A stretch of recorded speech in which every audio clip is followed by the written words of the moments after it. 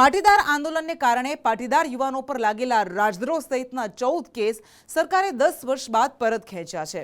જો કે હજુ સરકારે તમામ કેસ પરત નથી ખેંચ્યા, પરંતુ આ 10 વર્ષમાં સ્થિતિ એવી બદલાઈ કે જે લોકો સરકારની સામે આ આંદોલનમાં સામેલ હતા તેમાંના કેટલાક હાલ સરકારમાં જ સામેલ છે, જેને કારણે સરકારના નિર્ણય પર સવાલો ઉઠી રહ્યા છે કે રાજદ્રોહના પાછા ખેંચેલા કેસ આ નેતાઓ માટે ઇનામ છે કે આ સાચેમાં પાટીદાર સમાજને આપેલી રાહત છે।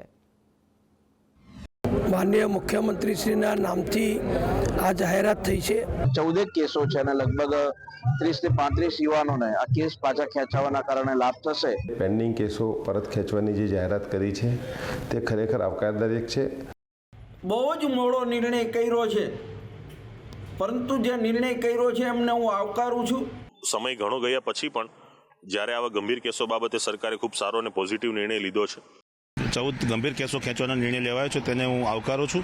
હવે લગભગ 4 જેટલા જ કેસો બાકી છે કે સરકાર જે નાના માણસોની સામેના જે કેસો રાયોટિંગના દાખલ કરેલા છે એ અંગે પણ ત્વરિત નિર્ણય લે। આંદોલનકારીઓ ઉપર તમે રાષ્ટ્રદ્રોહ લગાડો અને એ જ આંદોલનકારીઓ પછી ભાજપમાં ભળી જાય એટલે તમે ખેંચી લ્યો। હું સરકારને વિનંતી કરું છું કે જેટલા પણ કેસો બાકી હોય એ વહેલામાં વહેલી તકે પરત ખેંચવામાં આવે। કે સરકારના કોઈ પ્રતિનિધિએ વાત કરી નથી। રાજ્યના એક ધારાસભ્ય અને પાટીદાર નેતા હાર્દિક પટેલે સવારના 10 વાગ્યે સોશિયલ મીડિયા પર સરકારનો આભાર માનતી એક પોસ્ટ મૂકી, જેમાં લખ્યું હતું કે ગુજરાતમાં થયેલા પાટીદાર આંદોલન સમયે મારા સહિત સમાજના અનેક યુવાનો પર થયેલા ગંભીર રાજદ્રોહ સહિતના કેસ ભૂપેન્દ્ર પટેલ સરકારે પાછા ખેંચ્યા છે। હું સમાજ વતી ભાજપની સરકારનો વિશેષ આભાર વ્યક્ત કરું છું। માનનીય ભૂપેન્દ્રભાઈની સરકારે જે આંદોલન દરમિયાન રાજદ્રોહ સહિતના જે કેસો હતા એવા 14 કેસો પાછા ખેંચવાનો હાલ નિર્ણય કર્યો છે। એ કેસોમાં લગભગ કલોલ, મહેસાણા, સુરત અને અમદાવાદ એવા લગભગ 14 કેસો છે અને લગભગ 30 થી 35 યુવાનોને આ કેસ પાછા ખેંચવાના કારણે લાભ થશે। બસ પછી શું? રાજ્યમાં ચર્ચા શરૂ થઈ કે 10 વર્ષે પાટીદાર સમાજને મોટી રાહત મળી। આંદોલનકારીઓ અને પાટીદાર સમાજના નેતાઓની પ્રતિક્રિયા આવવા લાગી કે સારું થયું કેસ પાછા ખેંચ્યા। 10 વર્ષે મોડા પણ સરકારે સાંભળ્યું ખરી। અનામત આંદોલન સમયના જે તે પેન્ડિંગ કેસો પરત ખેંચવાની જે જાહેરાત કરી છે તે ખરેખર આવકારદાયક છે। ગુજરાત સરકાર વચ્ચે તાલમેલ મિલાવી અને જલ્દીથી જલ્દી આ કેસો પાછા ખેંચાય એના પ્રયત્નો હંમેશા કર્યા છે અને આજે એનું પરિણામ મળતા ફરીથી મુખ્યમંત્રીશ્રીનો આભાર માનું છું। એ કેસો પાછા ખેંચવાના છે એ સમાચાર મળ્યા છે। સરકારે બહુ જ મોડો નિર્ણય કર્યો છે, પરંતુ જે નિર્ણય કર્યો છે એમને હું આવકારું છું। સમય ઘણો ગયા પછી પણ જ્યારે આવા ગંભીર કેસો બાબતે સરકારે ખૂબ સારો અને પોઝિટિવ નિર્ણય લીધો છે। ગુજરાત સરકાર દ્વારા ગઈકાલે જે 14 ગંભીર કેસો ખેંચવાનો નિર્ણય લેવાયો છે તેને હું આવકારું છું। જો કે કેટલાક લોકો સત્તાવાર જાહેરાતની રાહ જોઈ રહ્યા હતા। પ્રવક્તા મંત્રી ઋષિકેશ પટેલે બપોરે સત્તાવાર જાહેરાત કરતા જણાવ્યું કે જે પરત ખેંચવા જેવા કેસો હતા તે પરત ખેંચાયા છે। એટલે ન્યાયનો મૂળભૂત પ્રિન્સિપલ છે કે એક ગુનેગાર ને સજા ચોક્કસ થાય, પરંતુ એક નિર્દોષને સજા ના થાય એનું પણ ધ્યાન રાખે। ન્યાયિક પ્રક્રિયા છે, એક વખત કેસ નોંધાય એમાંથી કેટલી કલમો લાગી છે, કેટલા કેસ પરત ખેંચાઈ શકે એવા છે, એ બધાની સમીક્ષા કર્યા પછી આ પ્રક્રિયાને સમય લાગ્યો છે, પરંતુ યોગ્ય રીતે ને ન્યાયિક રીતે આ કેસો જે પરત ખેંચવા જેવા હતા એ તમામ કેસો આપણે પરત ખેંચ્યા। વખત કેસો પાછા ખેંચાતા ગયા છે। હવે લગભગ 4 જેટલા જ કેસો બાકી છે। આદરણીય શ્રી ભૂપેન્દ્રભાઈ પટેલજી દ્વારા ગુજરાતના યુવાનો જે પાટીદાર સમાજના આંદોલન વખતે જે ઘટનાઓ અમુક બની હતી અને એ ઘટનામાં જે કેસો ચાલુ હતા ને જેની તપાસ પૂર્ણ થઈ ગઈ છે, ચાર્જશીટ પૂર્ણ થઈ ગઈ છે, એવા કેસ માનનીય મુખ્યમંત્રીશ્રીએ પાછા ખેંચવાનો નિર્ણય લીધો છે।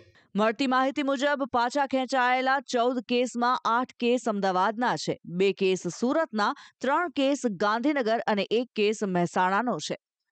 જેમાં 2 કેસ રાજદ્રોહના છે અને આ કેસમાં હાર્દિક પટેલ પોતે તહોમતદાર છે.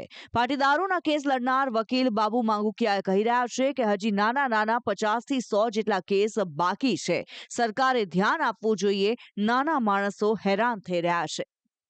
નાના માણસોની સામે હજી સુધી કોઈ જોતું નથી. હું માનું છું ત્યાં સુધી હજી 50થી વધારે કદાચ 100 જેટલા કેસો હોઈ શકે. કોઈ ચોક્કસ આંકડો કહી શકાય તેમ નથી, કારણ કે દરેક સિટીમાં આ નાના કેસો હજી સ્કેટર્ડ છે. એટલે આશા એવી રાખીએ છીએ કે સરકાર જે નાના માણસોની સામેના જે કેસો રાયોટિંગના દાખલ કરેલા છે, પાટીદાર આંદોલનના સમય દરમિયાન જે પાટીદારના છોકરાઓ સામે, પાટીદારો સામે થયા છે, એ અંગે પણ ત્વરિત નિર્ણય લે. જો કે 14 કેસ પરત ખેંચાતા અને તેમાં હાર્દિકનો રાજદ્રોહનો કેસ પરત ખેંચાતા કેટલાક પાટીદાર નેતાઓ લાલઘૂમ થયા છે. પાટીદાર નેતા લલિત કગથરાએ ચાબખા માર્યા કે આંદોલનકારીઓ ભાજપમાં ભળ્યા એટલે રાષ્ટ્રદ્રોહીઓમાંથી તેઓ રાષ્ટ્રભક્ત થઈ ગયા. એ પાટીદાર આંદોલનમાં આંદોલનકારીઓ ઉપર તમે રાષ્ટ્રદ્રોહ લગાડો અને એ જ આંદોલનકારીઓ પછી ભાજપમાં ભળી જાય એટલે તમે ખેંચી લ્યો. શું આ નાટક આવી રહ્યું છે? શું આ કલમો તમે ઘડવા માટે ભેગા થાવ છો તો તમારે દેશની કઈ ચિંતા નથી કરવાની? તો હું તો એમ કહું છું કે તમે રાષ્ટ્રદ્રોહની કલમનો ખોટો ઉપયોગ કર્યો એટલે ભારતીય જનતા પાર્ટી ઉપર રાષ્ટ્રદ્રોહની કલમ લગાડવી જોઈએ. પાટીદાર નેતા લાલજી પટેલ કહી રહ્યા છે કે તમારે કેસો પરત ખેંચવા છે તો તમામ કેસો પરત ખેંચો. એકના કેસ પરત ખેંચવાના અને બીજાના નહીં. આ નહીં ચાલે. આ કોઈ વ્યક્તિગત લડાઈ નથી, સમાજ માટેની લડાઈ હતી. એટલે જે પણ કેસો પરત ખેંચવામાં આવ્યા હોય એ પાટીદાર સમાજ માટે બહુ સારી વાત છે. અને હજી પણ હું સરકારને વિનંતી કરું છું કે જેટલા પણ કેસો બાકી હોય એ વહેલામાં વહેલી તકે પરત ખેંચવામાં આવે. મહત્વનું છે કે સરકારની સત્તાવાર જાહેરાત પહેલા જેના પર કેસ ચાલતો હતો તેવા હાર્દિક પટેલે જાહેરાત કરતા કિરીટ પટેલે સવાલ ઉઠાવ્યો હતો, જેની સામે સત્તાવાર જાહેરાત બાદ નીતિન પટેલે જવાબ આપ્યો કે કદાચ કિરીટ પટેલને આ ન ગમ્યું હોય. પાટીદાર અનામત આંદોલન સમયના જે કેસો હતા એ કેસો પરત ખેંચવાની વાત એ હાર્દિક પટેલ અને દિનેશ બામણીયાએ કરી છે. સરકારના કોઈ ઓથેન્ટિક મંત્રી કે સરકારના કોઈ પ્રતિનિધિએ વાત કરી નથી.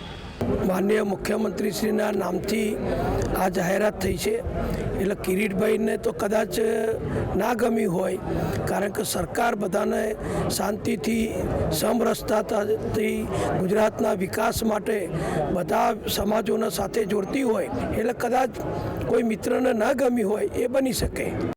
હાલ તો સરકારના આ નિર્ણયથી પાટીદાર આગેવાનો અને કેટલાક આંદોલનકારીઓ રાજી થયા છે, પરંતુ હજી નાના માણસો પરના કેસો ચાલુ હોવાથી આરોપ લાગી રહ્યા છે કે આ તો આંદોલનકારીમાંથી નેતા બનેલાઓને ઇનામ મળ્યું છે, સમાજને રાહત નહીં. પાટીદાર આંદોલનમાં મૃત્યુ પામેલા યુવાનોના પરિવારો હજી ન્યાયની રાહ જોઈને બેઠા છે.